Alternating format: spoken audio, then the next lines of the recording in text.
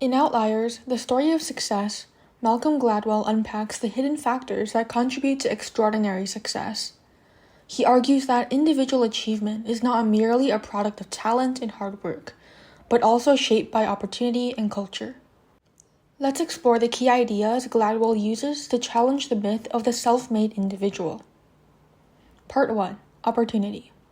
The Canadian Hockey League is an example of how seemingly minor advantages can snowball into enormous success. The cutoff date for youth hockey registration is January the 1st.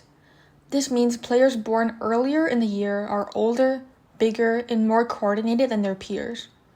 These players are labeled as talented and given more time on the ice and better coaching. Over time, this advantage compounds.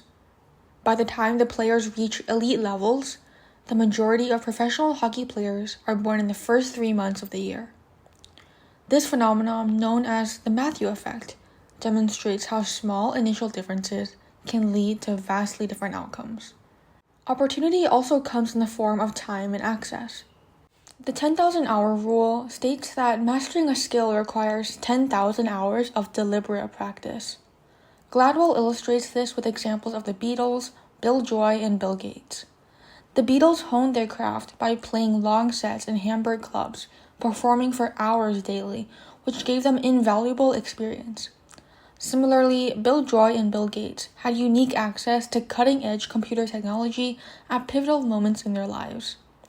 Joy attended the University of Michigan, one of the first schools to have a time-sharing computer terminal, allowing him to spend thousands of hours programming when almost no one his age had the ability to do so. Gates also had access to a terminal at his private school and later connected to the mainframe in Seattle. Their hard work was undeniable, but their success hinged on the ability to seize rare opportunities. This argument extends to birth eras. Gladwell notes that several of the wealthiest people in history, including John D. Rockefeller and Andrew Carnegie, were born in the 1830s. This allowed them to capitalize on America's industrial boom.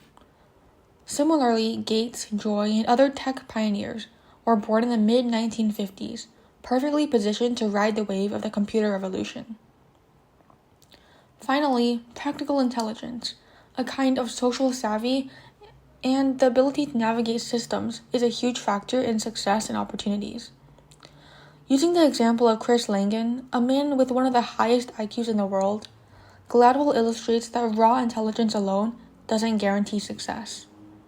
Langan's lack of practical intelligence and support systems left him struggling to translate his brilliance into achievement. In contrast, Robert Oppenheimer, the physicist who led the Manhattan Project, used his practical intelligence to overcome setbacks and secure opportunities. The message is clear. Success depends on more than just innate ability and hard work. It requires the right combination of luck, timing, and social skills. Part 2. Cultural legacies. In the second half of Outliers, Gladwell examines the impact of cultural legacies on success. These are behaviors, values, and tendencies passed down through generations, which can either hinder or help individuals. One striking example comes from aviation. Gladwell analyzes cockpit transcripts from plane crashes and discovers a pattern. Co-pilots from high power distance index cultures, where authority is deeply respected, often fail to challenge pilots, even when they knew mistakes were being made. This deference to authority proved deadly. After understanding this cultural dynamic, airlines implemented training programs to encourage more direct communication among crew members, improving flight safety. Cultural differences also explain disparities in education. Gladwell explores why students from East Asian countries tend to excel in mathematics. He connects this to the culture of rice paddy farming, which requires meticulous effort and year-round diligence. This is one of the most common agricultural practices in China. This kind of work ethic has carried over to modern education, where students in these countries often outperform their Western counterparts. Gladwell contrasts this with the seasonal farming culture of the West, where long breaks are common even in schools. Another example is the achievement gap in American education. Gladwell observes that middle and upper-class students retain more knowledge over summer breaks because their families have the resources to provide enriching experiences. Low-income students, however, often fall behind during the summer, widening the gap over time. Schools like the KIPP Academy in the South Bronx combat this by offering longer school days and year-round programs. These rigorous schedules help disadvantaged students achieve remarkable academic success, proving that the right support can level the playing field. Throughout Outliers, Gladwell emphasizes that individual success is never achieved in isolation. This theme is introduced in the book's opening story about Roseto, a small town in Pennsylvania. The people of Roseto had unusually low rates of heart disease, which researchers attributed not to diet or exercise, but to their tight-knit community. This sense of belonging and support provided a powerful predictive effect. Gladwell uses this story to highlight the importance of community in success.